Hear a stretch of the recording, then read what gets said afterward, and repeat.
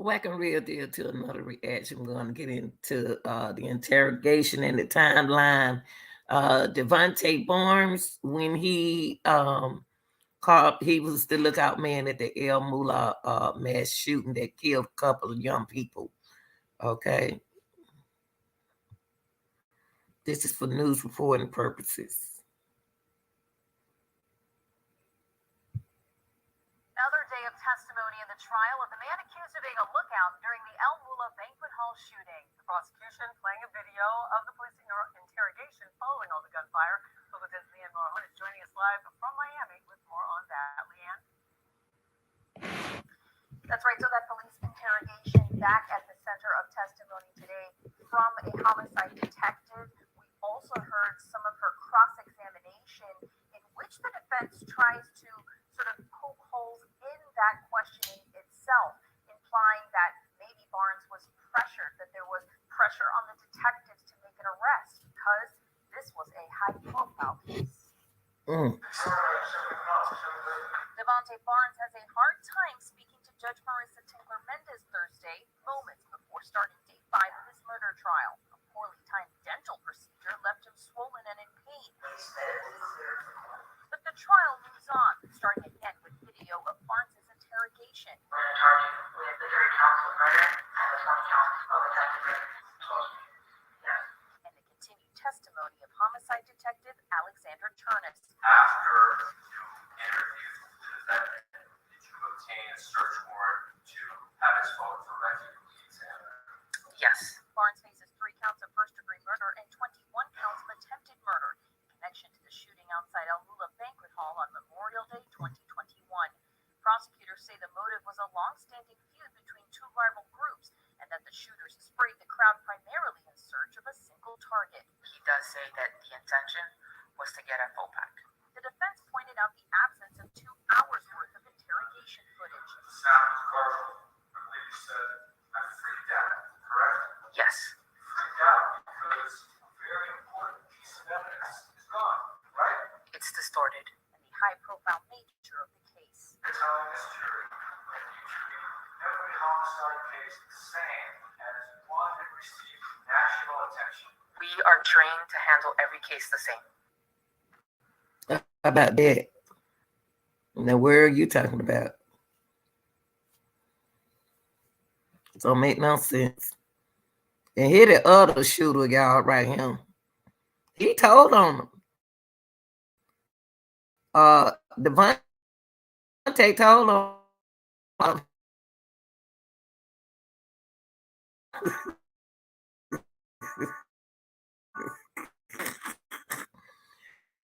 But I tell you, they commit.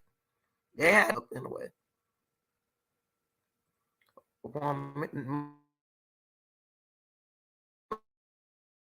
Warneric. Yep, that's his name. This time from outside, the man who police say confessed to being one of the gunmen in a deadly mass shooting at the El Mula Banquet Hall was let out of jail. It comes after officials dropped the case against him after improperly obtaining that confession. We're told the alleged shooter asked for a lawyer while being interrogated, but never got one. CBS 4's Jessica Vallejo was there when he left the jail, and she's live with the latest tonight. Jessica? Well, Lauren Elliott, he was released just moments before 9 p.m., and his mother and a driver waiting outside for him. Buckner had nothing to say.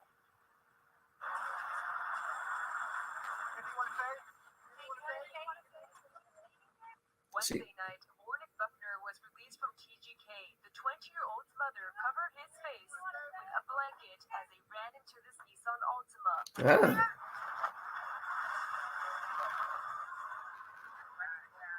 Prosecutors are dropping Buckner's charges even after police say he admitted to jumping out of this SUV, gun blazing and shooting into the crowd last May at El Mula Banquet Hall. He faced 3 counts of murder and 20 counts of attempted murder. Prosecutors say even though when he was questioned by investigators, he implicated himself and other gunmen, they noted, quote, the defendant initially invoked his right to counsel, and despite the invocation, homicide investigators with the Miami-Dade Police Department continue to conduct an interrogation. Attorney Mark Eiglarsh is not involved in the case, but he explains what this all means. The prosecutor is saying that they violated the defendant's Miranda rights, so his statement is not going to come into evidence. What's left doesn't prove this case beyond a reasonable doubt, according to the prosecutor. With his statement, It's the crazy. state attorney's office said, quote, without the statement, the state of Florida concludes that there is insufficient evidence at this point in time to prove the case beyond a reasonable doubt. It's extremely serious because it appears that he admitted his involvement Yeah. in crime. Miami-Dade Police Director Freddie Ramirez tweeted his part, quote, I'm disappointed and saddened to learn from Miami-Dade State Attorney's Office that Mr. Warneric Buckner's confession on his involvement in El Mula Banquet Hall shooting was deemed inadmissible. We continue investigating to ensure that justice is served on all that are responsible for this crime. What prosecutors are saying is that it's not over. Well, let me show y'all this, because I did find out they did lock him up. But why go through all that? The law is so backwards. Even though they dropped it, I mean, I don't understand it. That's just they're just the law in other states, yeah. Shooting investigation is up now. 7 Jessica Holly live in Northwest Miami-Dade with why his charges were dropped. Jessica. A confession after a crime is obviously a huge piece of evidence, but it has to be obtained in the right way. And according to the state attorney's office, in this case, it wasn't. The first case is a charge of 3 counts of first-degree murder. 20-year-old Warneric Buckner stood before a judge in October charged with 3 counts of murder and 20 counts of attempted murder. Wednesday, the charges against him were dropped. It was a mass shooting back in May that led to his arrest. Surveillance video showed 3 men getting out of a white SUV and opening fire on a concert crowd at the El Mula Banquet Hall in Northwest Miami-Dade. 3 people were killed, 20 others were injured. He is facing the death penalty. Devontae Barnes was the first arrested. Weeks later, police cuffed Buckner, and they say he confessed. But that alleged confession is the very thing that is getting him off the hook. The Miami-Dade State Attorney's Office explaining in this no-action memo dated December 15th. Upon further review of the recorded statement, after the defendant initially invoked his right to counsel, and despite the invocation, homicide investigators with the Miami-Dade Police Department continued to conduct an interrogation.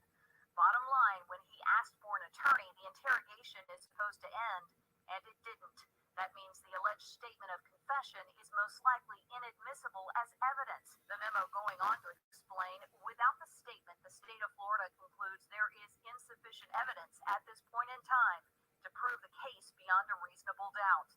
Even though the state attorney's office isn't pursuing a case against him now, Buckner could face charges in the future as more evidence is uncovered in this case.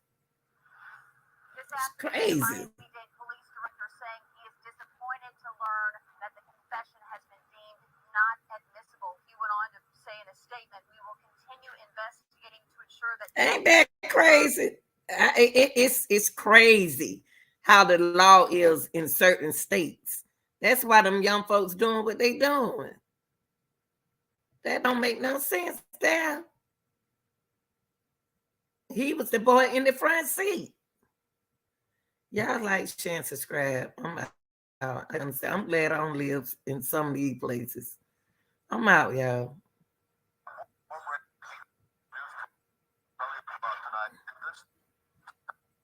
Hold on, y'all. Let me talk. Correctional Center, where just a few hours ago.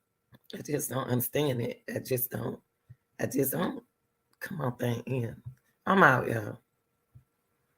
Jesus.